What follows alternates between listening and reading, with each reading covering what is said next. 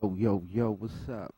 This your boy, What's Up Records Lair Productions, owner, CEO, everything under and above, man. Old baby say, What's Up Records? You already know, man. We ready to get into it. Y'all need to go on over to www.lairproductions.com. Get all the Tractions free downloads. You know what I mean? But we ready to get into it. I'm doing this video over. Done it. But it's something going on when I transfer the video over. When I listen to it in the media player, it sound right. I don't know what's going on, but once I send the file off in the YouTube, it's coming back distorted and everything.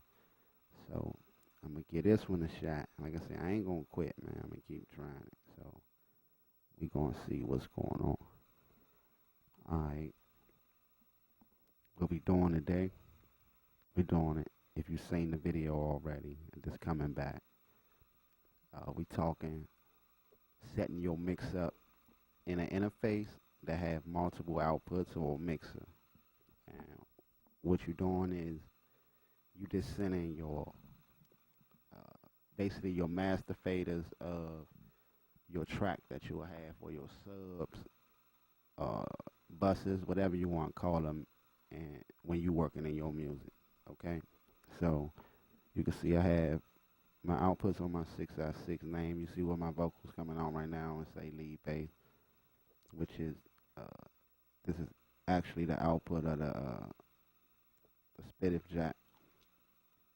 So this is the drums, lead shift, aux return, two bus.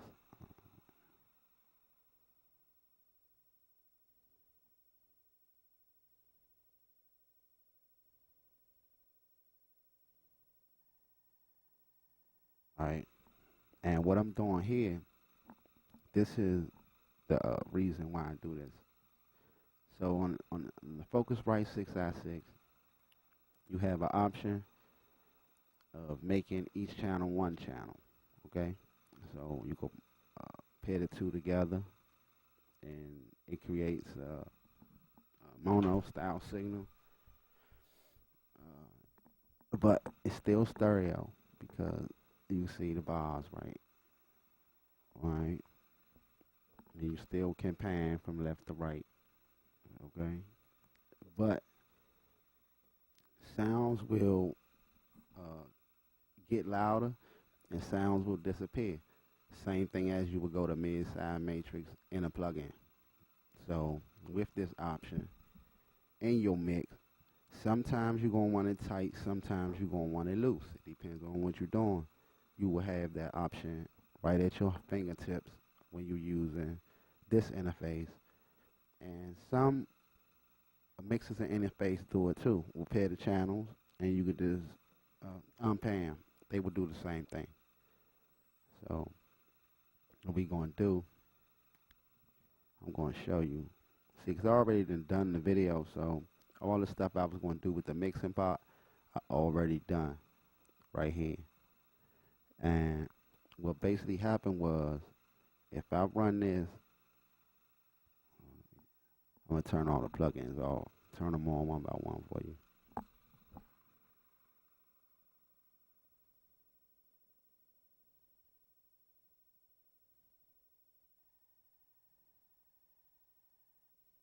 Okay, now I'm going to leave this meter plugin on so you can see what's happening.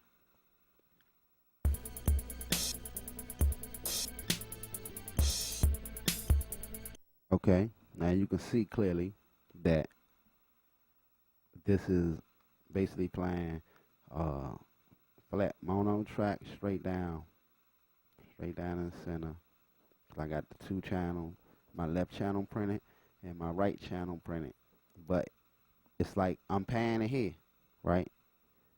So what I'm gonna do, as you can see, I have these at round 60.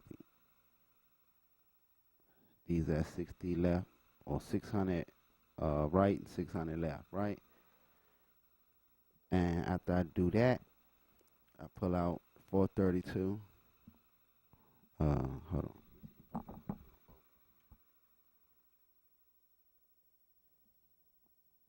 EQ supposed to be on both sides. Everything supposed to be done to the left. That I'm doing to the left, I did to the right. Alright, so I had a 432. And you can see, only thing I'm doing on here is what I can do with nothing gonna happen. And you can see, I maxed the size out. All the size maxed out because remember it's giving off like a mono signal. So it do have size though. I'm telling you, it's moving it. But when you first just move these two plugins, you're not gonna really see it happen. But it's there. It's putting it there. So here we go. I'll show you.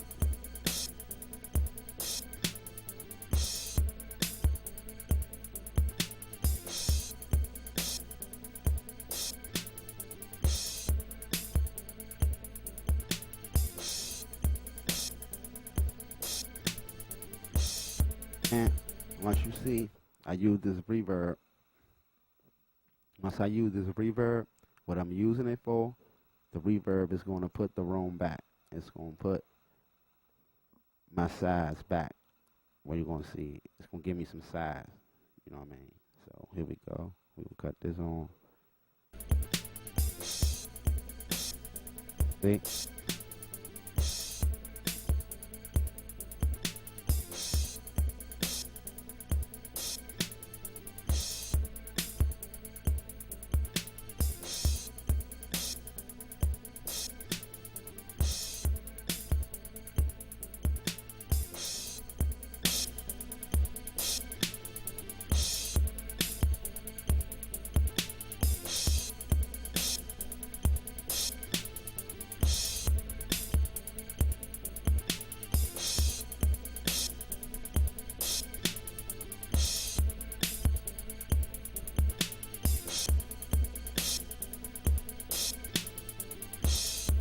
Also on here you can see I high cut to as far as I can go, well low pass to as far as I can go in this channel strip, which was 14.7 without the sound changer.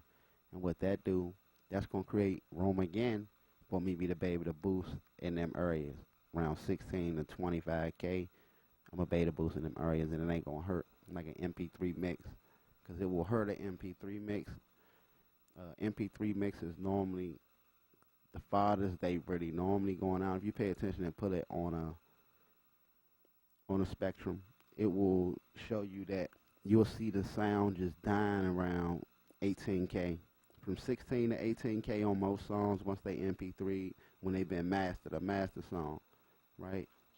You will notice that you'll see the frequency just drop off at about 18K to 15K, 18 to 16K. You'll see the frequency just drop off to a dead fall, like right here. It just goes straight down. It don't go out like normally when you see your beat playing. When they finally do the final cut on the master of MP3 files, the professionals, when you get it back, you can always see that at like 18K, 16K, they killed it, because the high frequencies don't really work with MP3 files. It distort MP3 files. So when you listen to it in your DAW and you think that's really going to work once you MP3 it, it's not going to do the same thing. So that's a trial and error thing with the MP3 setup. You want to check, render it out, listen, go back, check it, because it's a difference. And then also check the different bit rates when you make your MP3 file. I use 256 majority of the time, but if a mix having a problem, I go check some of the other bit rates. I'm saying if the mix sound good to me, then when I render it out, it ain't coming out in the MP3 right. Sometimes you could just go change the bit rate, and your song will sound more like what it was sounding before you rendered it. Because the change do happen when you make an MP3 file. It's a change. It don't be the exact sound of what you thought you was hearing in your DAW. So I hope some people understand that. So now I go do the same thing. I go crazy on my side, boost my bass up, give it 2 dB, 200 on the mids, 600 I give it 6 dB. At 16K, I give it 6 dB. Now remember, when I really come to master this track, after vocals get on it and everything, that's there now. But I'm going to bring everything back to 18, around 18K, which this EQ be perfect for. This EQ be perfect for to just set on your master chain to make sure your MP3 file is right. It do a perfect drop curve at the end. It do a mastering style curve at the end. So I will use this, and sometimes I just have to cut it on like at 18.6 that work. But then sometimes I normally gotta come back like 15.9, 16. And like I say, this gonna make that drop off effect happen in your edit for your MP3 file. So if you have the T-Rax EQ, you can go, if you don't have, you can go get it for free. T-Rax get his EQ away for free, and this for free. And it's good for rendering out your project at the end. You put it at the end of your chain just for this. Like, and even if you ain't great EQ, nothing. This curve, like I'm telling you, this is the curve of the masters. This is the curve that'll be at the end. This is the curve. It's going to knock it straight off. And so you'll use this one on the end. It worked right, worked perfect. So I set that up. Now I'm gonna run this. Well, first I'm gonna turn it on B, so nothing going on. Oh, I ain't never copy this. That's the A and B showing. I never copied this. I don't know how it's over here. Alright, we're gonna play it.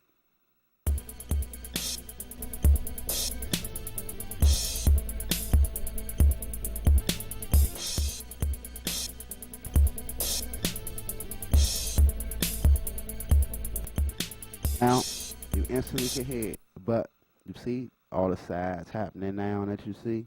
You know when I started it, it was no sides.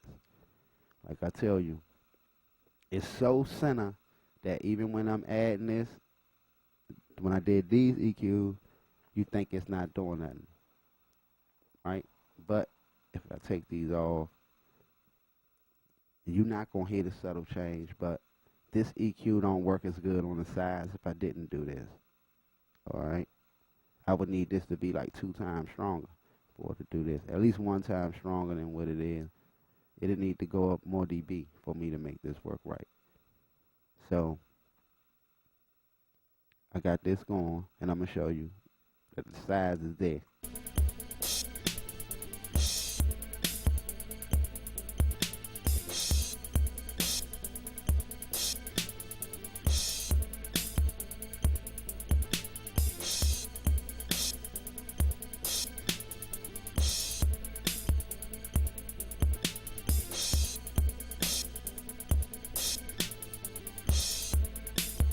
This said a little bit get bigger as soon as I turn this up. You don't really hear the difference, right? But I'm telling you, it's putting it there. And this gonna always sound big.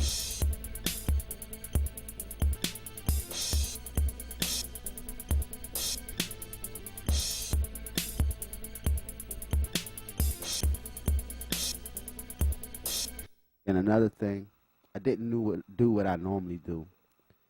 I have my drums, they straight center, you know what I mean? Because I just was just doing this real quick. This was just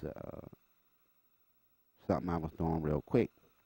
So I didn't pan nothing but my sifts. My sifts got some panning right here. But I didn't pan my drums at all.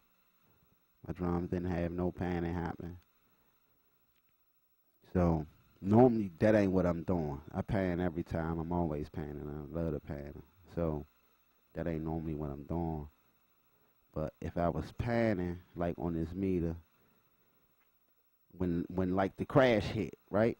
When I hit the crash, you will see when I pan normally, when I hit the crash, it's gonna be to the left, right? So when I hit it, you're gonna see this. See how this go across like this? With the X, right? You got the left, right hand, and right neck. When I hit it, my crash, right? you will normally see my meter flop like this real quick, go over and come like this, because I put it to the left. You know what I mean? I put it to the left or put it to the right. It depends on if I'm saying I'm being a left-hand drummer or a right-hand drummer. That's just how I be feeling, right? So I put it to the left or the right. So it'll be boom, boom, boom. It just be a little bit moving around right here, left and right. Then every time the crash comes, it's going to be hard left or right. You know what I mean? I make it flop. So that ain't happening right now. But we still was able to create a more stereo feel than the mono feel we had. Even just right here before the 432 come in.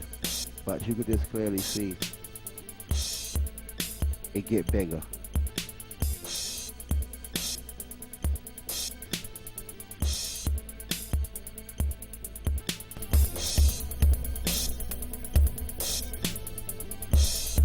See that? The sides, you know what I'm saying? They there.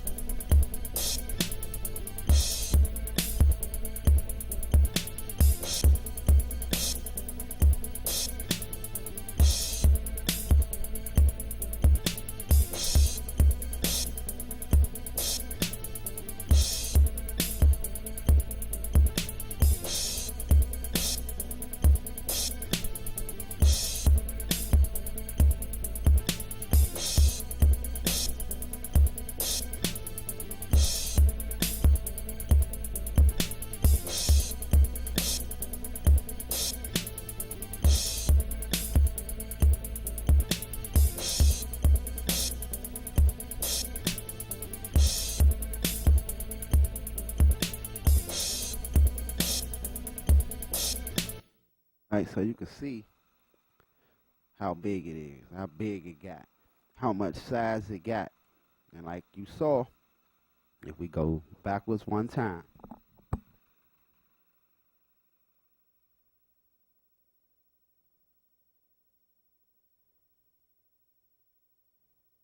this is where we was at. Of course it get louder. It's not the same height, it get louder. But what I'm showing you is I came in with two tracks that's oh my bad, will give off a mono feed because it's one hard left and one hard right. And the channels came in just left channel and right channel. It didn't come in together. They came in, one mic was here, but like one output, two output. So I'm gonna show you how I achieved it. This is how I achieved it. Now, how I achieved it, I run Tracktion 2 or Tracktion 3, right? I'm real with Tracktion 2. All right, now you can't get this software no more, but I still have a copy if anybody want a copy of it. The reason I run it, in this computer, in my old computer, my Tracktion 2 and Tracktion 3 still work. Well, rather my first computer that now is my second computer, right? My Tracktion 2 and Tracktion 3 still work, but I can't register it again to another computer. So you're going to notice it will say it's unregistered. It's going to give it his sound, all that. But because it's still a Tracktion software,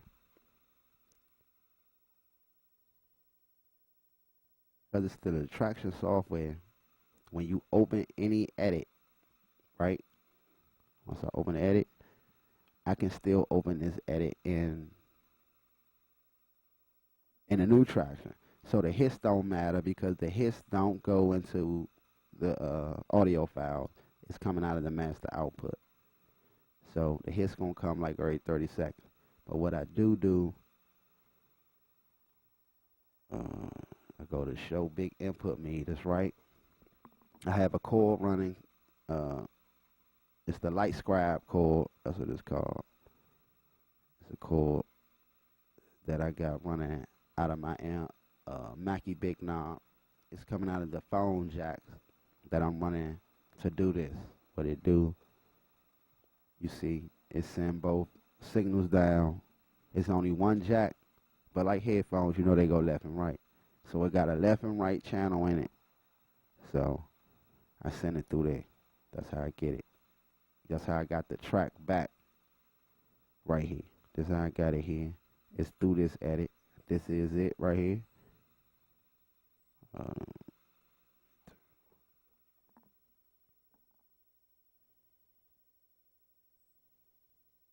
this is it right here. These are the clips. This was the left. This was the right. It's two of them. I've done it twice, so I recorded it twice. This the left. This the right. All you would do, I would say leave a little space off. I'm going to go record again. I'm just going to do a demonstration of how I will record. Move it right here. We turn these off. So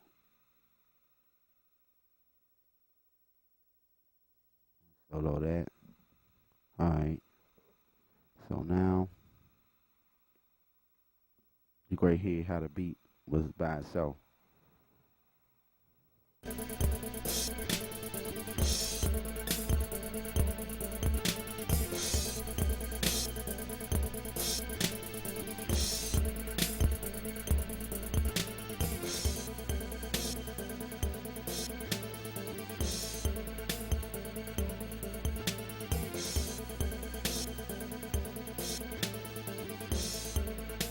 You clearly can hear how much bigger the beat is now. I mean, but this was the beat at first, right? And then you will see this is how I do it. Go on Tracktion 2.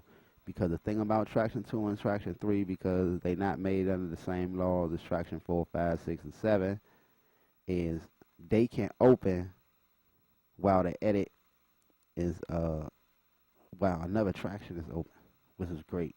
So that make me be able to record back into my DAW after coming out of the output of my interface. So I'm coming out of my interface and recording back into my DAW. So I could do this in the Tracktion too, but this be better because it be out my way. And it don't, with Tracktion 2 open, it don't mess with the CPU of my Tracktion 6. But if I was to run it in there doing what I want to do, it can mess with CPU. So we do this here.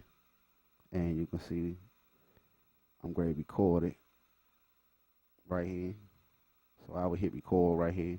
So this already going to get me some empty space, right? But I'm talking right now, so it's something in there. But normally my mic wouldn't be on. So get some empty space. Then I just go here, press play.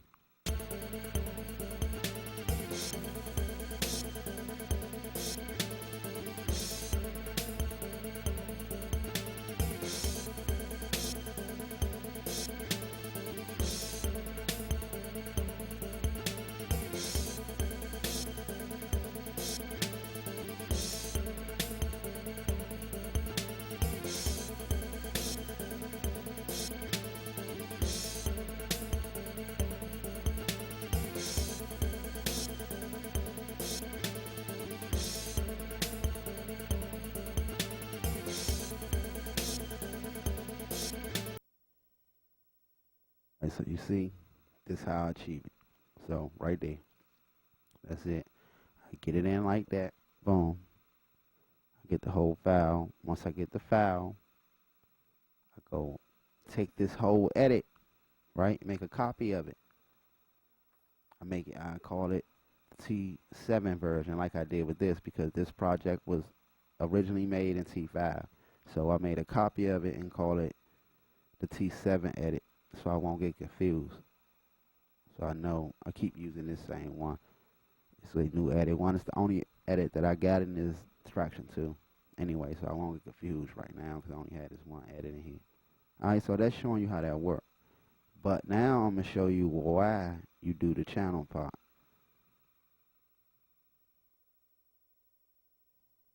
This is why you do the channel part.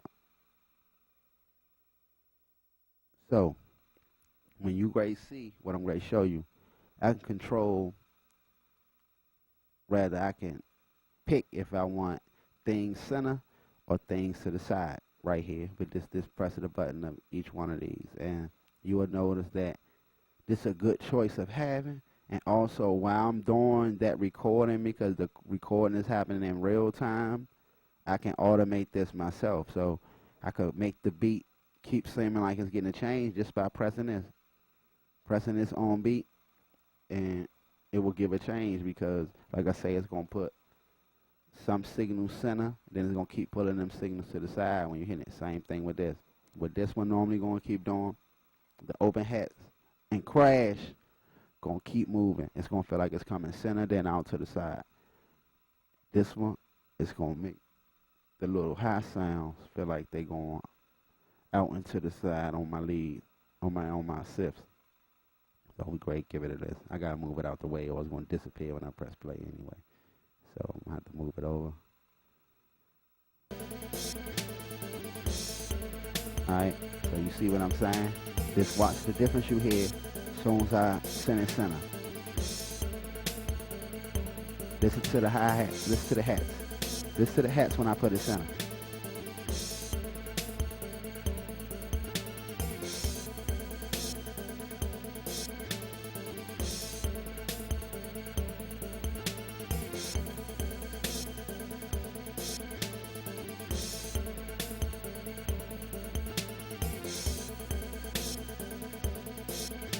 Like same thing here.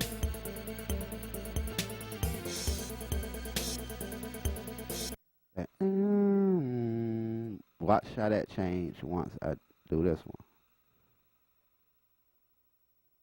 Watch this.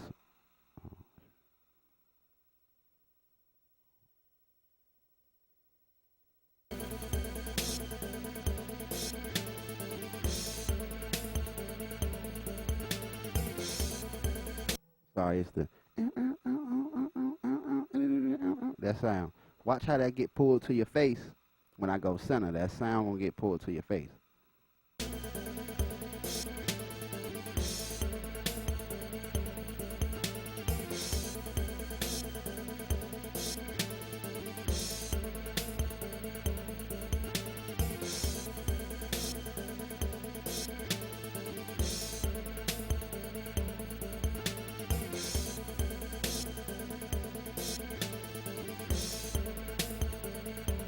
See how I'm adding this effect? I'm adding the effect just by cutting this on and off.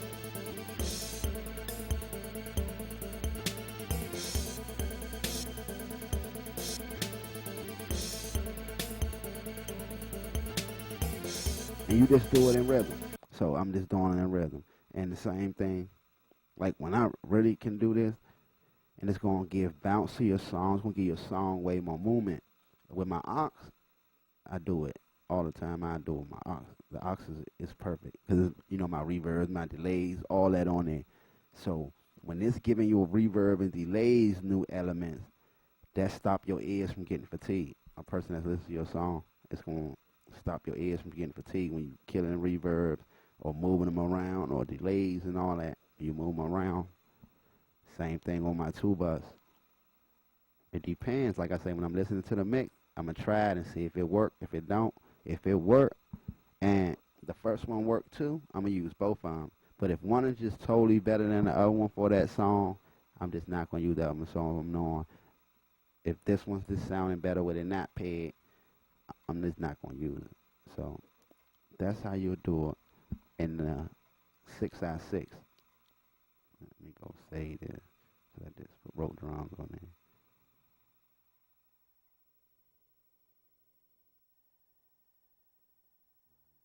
Alright, so you'll see I did that. And the same thing will apply if you have multiple interfaces and want to run an audio driver, your audio for all drive. So you will go here. So you see my interfaces, all my interfaces I have, they will come up in the audio driver, except for the Behringer wouldn't come up, it'll conflict. Some of them conflict. That's why I don't really care for the audio driver like that. But if you want to use it, you can use it. but I would recommend getting an interface with multiple ins and out. Four, four outs to 8 outs. That's audio outs. 4 audio outs to 8 audio out. If you into mixing yourself, you know what I mean? If you just into recording, you only need 1 in, 2 out. You only need that. You don't need to get nothing bigger than that. If you know you're only into recording or you're only into making beats and something like that, you don't need all the extra stuff. I'm telling you, you don't need it. But if you planning to be a mixer, you know you're going to invest your money into mixing and things of that nature and trying out new things for making sound different and all that, it's best to get at least an interface with 4 outs. 4 outputs. You can have just 2 inputs, but you want at least 4 audio outputs. If it be a split jack, 2 outputs, 2 regular 1/4 jack outputs, and like some of them have an RCA output. It depends. Different interfaces got different things, but my favorite is the Focusrite. Focusrite interface is always right. I started off with the Focusrite Sci-Fi, so I've been using Focusrite forever. That's what I like. I mean, but I ain't gonna tell you.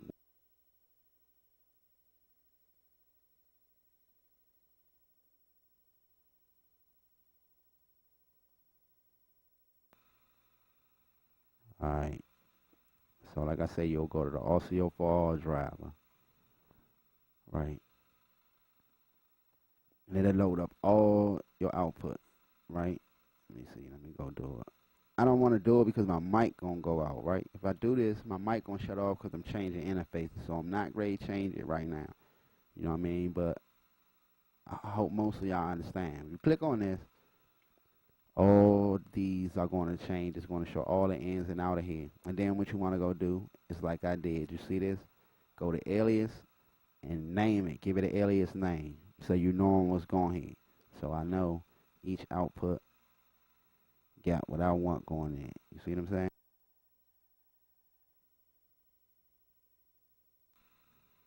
Be careful clicking on them because clicking on them do disable them. Oh, and clicking on them. So yeah, like I say, so you'll see each one have its alias to it. And each one got alias. The output, inputs and outputs have alias. See my Fusion 8 HD plugged in here, my computer. I meant my keyboard into my 3 and 4 jack. They stay plugged in. I got my MIDI running from my. So what I do with that is I layer sounds, or if I want to record in it. So I'll probably go on my Fusion. Whatever I'm playing, I'll have both of them recording. Basically, that is just how I do it. So say I'm running my Fusion HD, right? 8 HD. What I would do. Oh, all right, so we're going to put, this is what is coming through, the 4-1 UM2. This the MIDI chord that is coming through, right? And then I will go select and make this a pair. I'll make this a channel pair.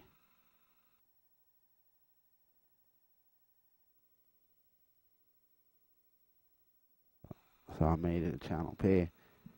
You see some little sound coming in because one of my chords really ain't that good. But it don't hurt when the sound come in, so I don't be bothered by it. I need to get a new chord. That's why it's moving. You see on my left chord, I need a new chord. Alright. So now I got that set up, right? So what I would do is just set these up, arm them. So whatever I play on here, all I gotta do is go inside here, which is my keyboard, and pick whatever sound I like, right? The sound that I like out of there, too. So whenever I record with my Fusion, even if I'm just recording in it, I will open the edit in Tracktion. I might just make a beat straight in my Fusion, right? Head up in my Fusion. But I still open up Tracktion and load tracks for each track that I do in there. And what I will do is still capture the MIDI. I cut the MIDI on, and I capture all the notes I played. The same thing I do here. I'm going to capture all the MIDI, and I'm going to get all the audio right there. That's what I'm going to do. So I'm going to have a MIDI that I can go play, like in my Nexus or in my Salem, that I can play in there, right? So at that same time, I'm still going to have the sound that I use out of my Fusion still playing the same notes, so I'm going to be stacking. Make it way easier. So basically, you've seen what I'm telling you, how you set a multi output driver up for mixer. You don't need to see this interface part, alright? But if you don't have a mix control software in your interface, you're going to need it outputting to something with volume control. Or you don't need that. I mean, I said need. You don't need it. You will want. Because if not, you're going to need, well, I guess you'll like that analog feel too. You put all your interfaces in front of you, you get to feel like you playing with the analog sometimes. How often are you really touching your faders on your interface to keep moving it? If you like me, hardly ever. It's set.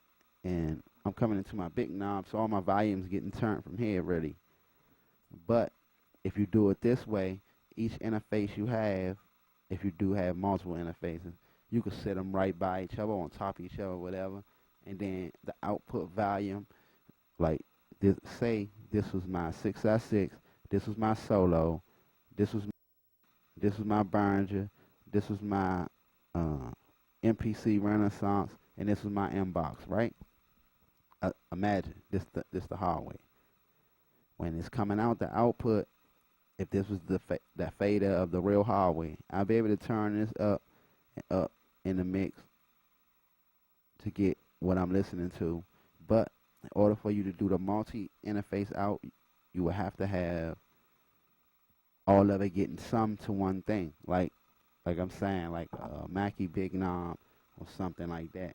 So I will say invest in an interface with multi-outputs, because it's going to cut out all the misunderstanding, all the hard work. A lot of the new multi-outputs interfaces are coming with mixed software. So, like I say, I recommend the 6x6, but that's only because that's what I use. Another person might have used something else and tell you that's better or whatever, and I can't disagree with them because I don't have it.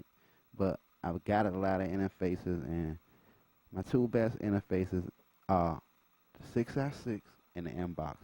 I don't care. The inbox still reckon with any interface you can go get. It still can put up a fight. Listening to something around 10 dB, the clarity on the inbox is more clarity than any other interface I have. Like even the Focusrite Sci-Fi, it's clear. The inbox at negative 10 dB, the inbox have more clarity around the bass. It's more tighter around the bass and the highs. But the Sci-Fi sounds more like, what happens is that beef, wherever they got it at, or however they doing it, I don't know the laws in the inbox, but whatever they doing in it, it keep going as you turn it up though. You can feel it happening. Like once you go past the negative dB, negative 10 dB, you can feel it keep getting bigger and bigger and bigger and bigger as you turn it up. So, but the Focusrite, the Sci-Fi, it sound better on the turn all the way up. Back there, like when I turn all the way up, it sounds better to me. I mean, I don't know, turning it all the way up. But like I say, around 10 dB, negative 10 dB, it's uncomparable to me. The inbox is more clarity. And that's the normal rate that everybody will be mixing at in a mix. So that's great. Like I say, the inbox is perfect for that.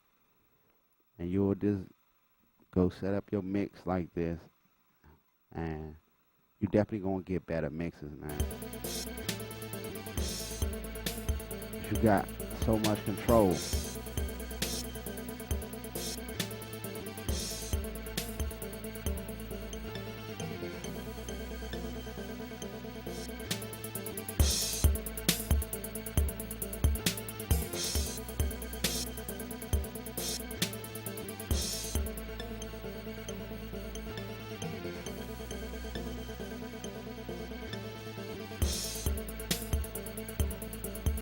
You know what I'm saying? So when I'm recording back in, I can take something as simple as this loop that was basically, I stretched it out, but it wasn't nothing but 9 bars, 8 bars, I'm sorry. It's 8 bars, alright?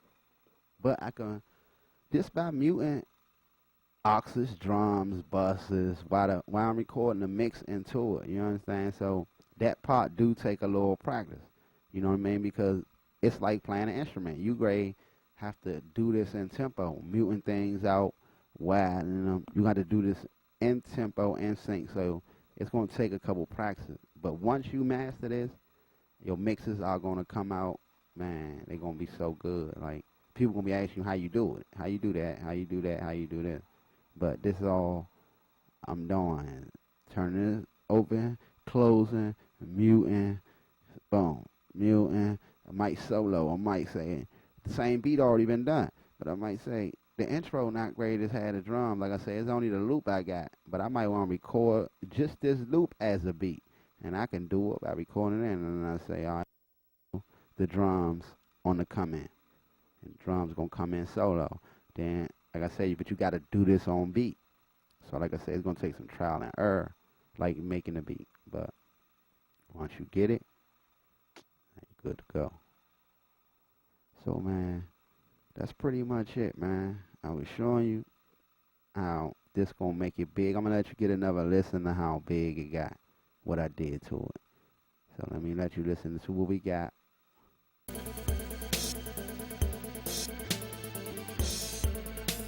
Alright, what I'm gonna do here, so we at 634. I'm gonna do a volume match with this, just to show that it's better. So I'm gonna do a volume match. So I'm gonna unmute this, mute these two, right? Now watch. I don't even gotta do a volume match. It's there. Oh no, I'm gonna have to do it because I'm not sure. It was right because that's the recording that I brought in. I'm sorry. So I'm gonna cut these plugins on and do a volume match.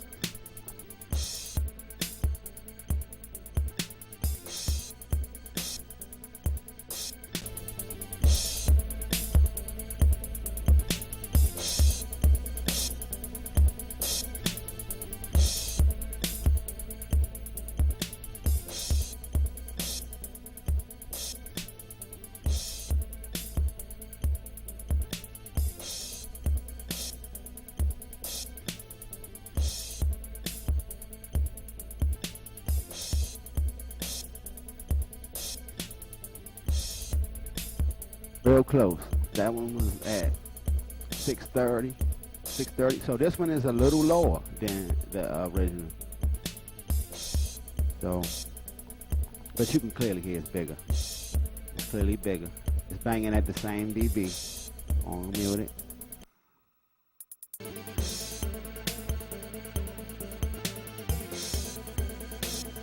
Same dB.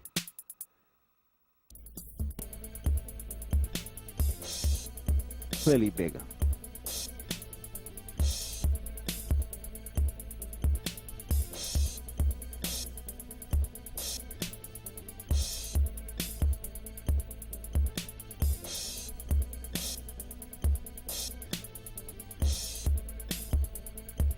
How much wide it got. Look, like I say, we added life to it. Look at all the life it got now. It got life. It got life.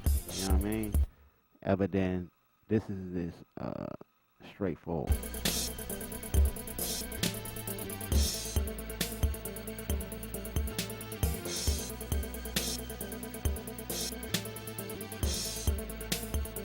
You can see it's straight. It's straightforward. Even. It's even. Right?